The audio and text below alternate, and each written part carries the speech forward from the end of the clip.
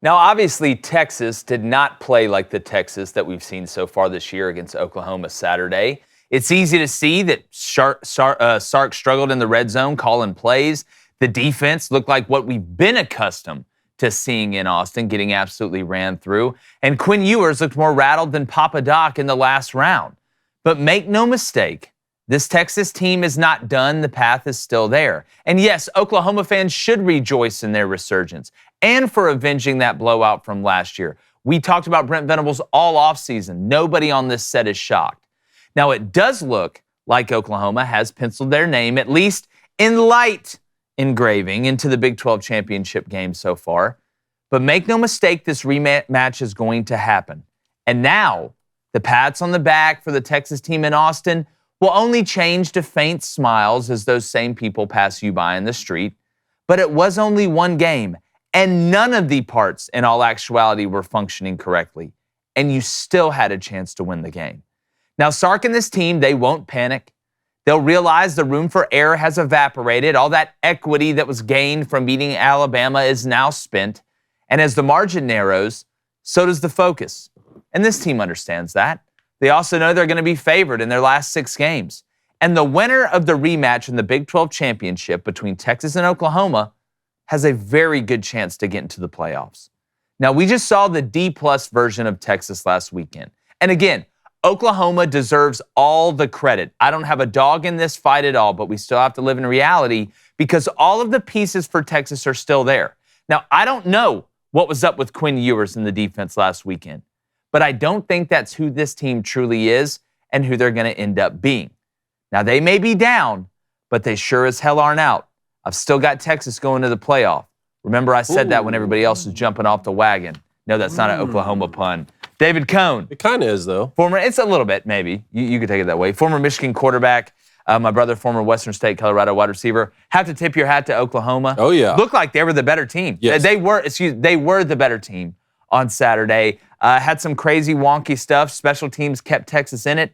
But, David, when you look at Texas's last 6 games, and really you look at the remaining games on Oklahoma's schedule, it really, if everybody stays clean, since there's no divisions, and this is another great example of why having divisions in college football in a conference is you don't get the best game at the end. Just look at the Big Ten right now. I think the Big Ten's a shining example of where divisions hurt you.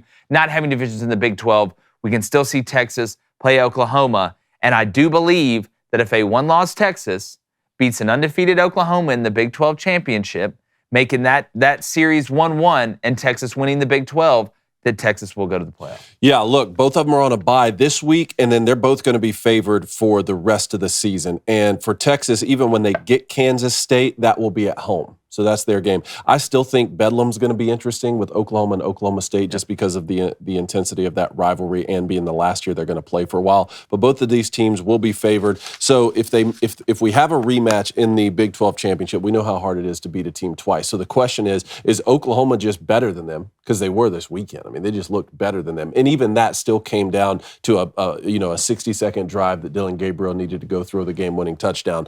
So are they better than them, or does Texas avenge that loss, and then we have a one-loss Big 12 champion in Texas?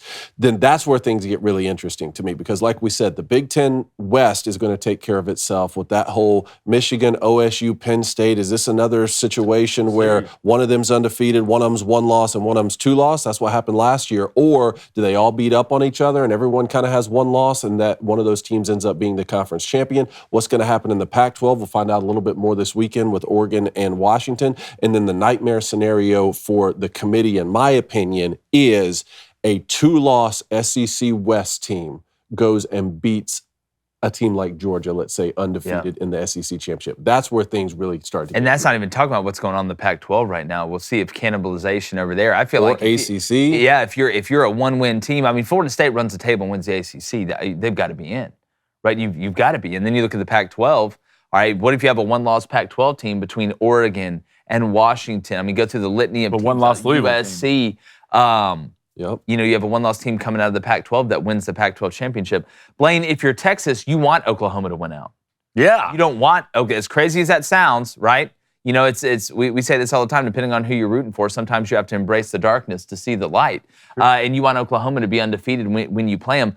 But again, going back, and I watched a little bit of that game yesterday in between the second window of the NFL slate and the Niners-Cowboys game, and Quinn Ewers looked so off early in that game, just like he was almost afraid to push the ball down the field. Now, there were times where guys weren't open, but he was getting, and it wasn't like there was just an overt amount of pressure in his face. It looked like he was getting to the check down so quickly. It just didn't look, a ball was coming out of his hand weird. You look at that first interception, it was a ball that was forced. He got it going there a little bit later, but how many times are you going to get Quinn Ewers, who's played in big games and had success in big games? That was the most surprising part to me. This wasn't the first time we've seen him on the big stage. How many times is Quinn Ewers going to struggle? Sark's going to struggle play calling in the red zone. Outside of a couple of those red zone possessions, I thought he called a pretty good game.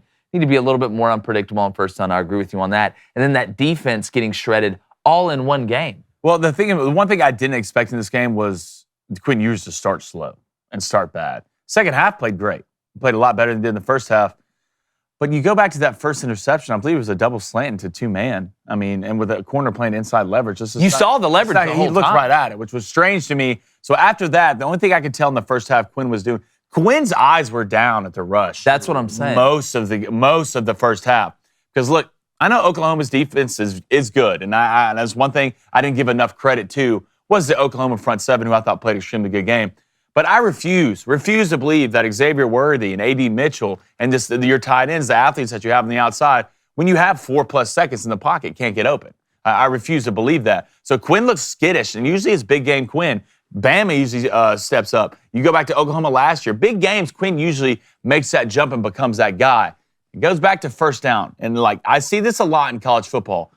First down killed Texas in the first half. Multiple possessions where you start off the drive, boom, 2 yards on a run. Just on a run. Boom, 2 yards on a run. Boom, -1 yards on the run. You don't have to run it on first down. Tendencies that offensive coordinators are killing themselves just running the ball to prove that you can almost run it on first down. Work backwards. And that's a question when it comes to Sark that I would never question, but after this, I do. It seems like he got conservative after that interception. And Sark got a little bit better in his bag later in the second half, but you can't start slow in a game like this. And that was my worry for Oklahoma the past couple years. What did they do? They start slow and it's hard to come back. But kudos to Brent Venables, Dillon Gabriel, who's an absolute baller. Right now, year 2 in Oklahoma, I'm taking Brent Venables over Steve Sarkisian.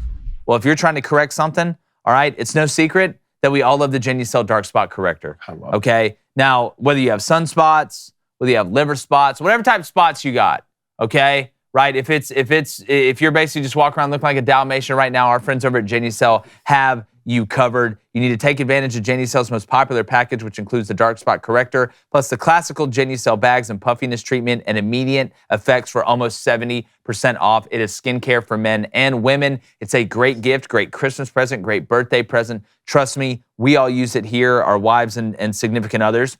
Spoiler alert. Oh, maybe. I don't know. Dropping the ball there. They're so confident in their products, you can try them for yourself completely risk-free. And David, if you don't see results in one day, you're going to get your money back. I saw results. You did see results. I saw results. You called me Jeff Bagswell, and I saw results after I used Genucel. So there we go. That's a good one.